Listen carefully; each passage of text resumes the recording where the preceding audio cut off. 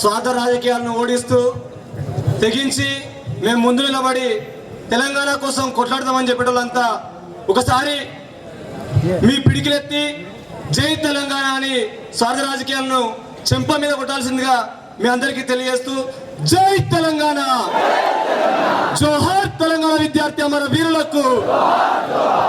విద్యార్థి మిత్రులారా, 4 కోట్ల మంది తెలంగాణ ప్రజల తిరుగుబాటు గొంతుకు వేదికగా ఉస్మానియా యూనివర్సిటీలో పోరాడానికి ఇక్కడికి వచ్చేసిన విద్యార్థి మిత్రులందరికీ సమయం తక్కువగా ఉంది కాబట్టి నేను ఒక 2 విషయాలను స్పష్టంగా మీ ముందు పంచదలుచుకున్నాను.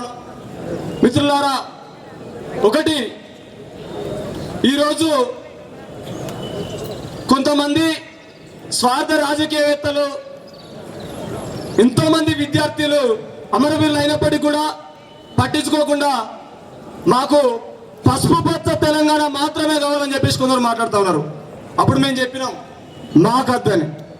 కొంతమంది గులాబీ రంగు తెలంగాణ మాత్రమే కావాలని చెప్పేసి మాట్లాడుతూ ఉన్నారు. మాకు అసలే వద్దు నీ గులాబీ అద్దే అని చెప్పేసి మాట్లాడినాం ఈ ఉస్మానియా యూనివర్సిటీ విద్యార్థి నాయకులుగా. కొంతమంది మేమే ఇష్టమైన తెలంగాణ ఎందుకు ఎత్తానో బాగా పార్లమెంటు అసెంబ్లీ అని చెప్పేసి మాట్లాడుతూ ఉన్నారు. మేము ఆ రోజు కూడా చెప్పినాం, నువ్వేంద్రా ఇచ్చేది, మేమే తెచ్చుకుంటాం మా తెలంగాణ, కొట్లాడతాం, ఉద్యమాల ద్వారా మా తెలంగాణ తెచ్చుకుంటాం అని చెప్పేసి మాట్లాడినాం.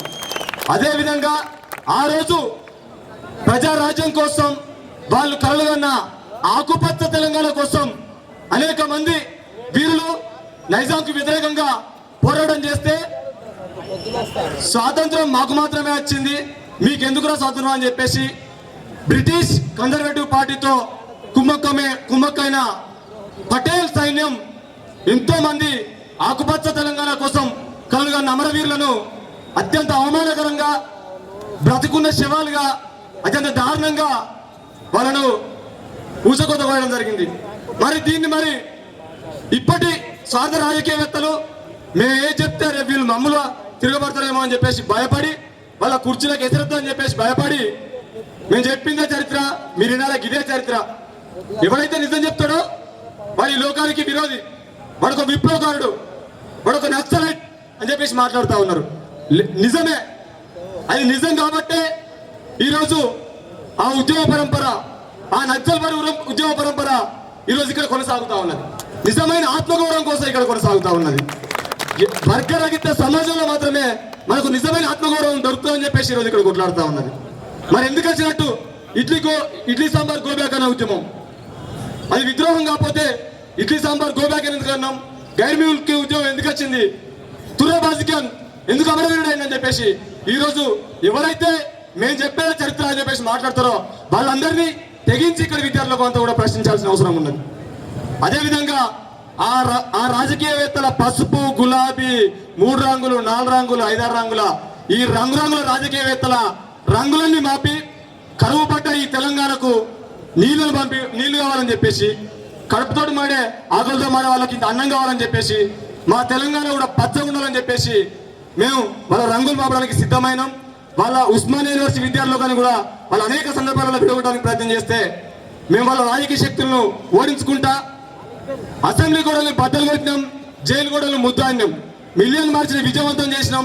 మరొక పోరాట రూపాలు కూడా మేము తీసుకొని పోయి మరింత ముందుకే పోతాం. పార్లమెంట్ దగ్గర కూడా మా సత్యంగా తెలియజేసినాం.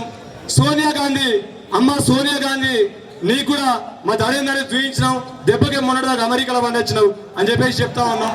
ఇంకొక స్పష్టంగా చెప్తాను, ఎవరైతే రాజకీయవేత్తలకు తలగకుండా, ఒక పొలిటికల్ మైలేజ్ మోసుకోపోకుండా, ఒక ప్రజాస్వామిక తెలంగాణ కోసం మేము పోరాడతాం, తెగించి కొట్లాడతాం అని చెప్పేసి ఇది ఒక పెట్టుబడిదారుల ఉద్యమం, వాళ్ళకు లేపుకున్న ఉద్యమం అనేది కాకుండా దీన్ని మేము ప్రజాస్వామిక ఉద్యమంగా మలుస్తాం.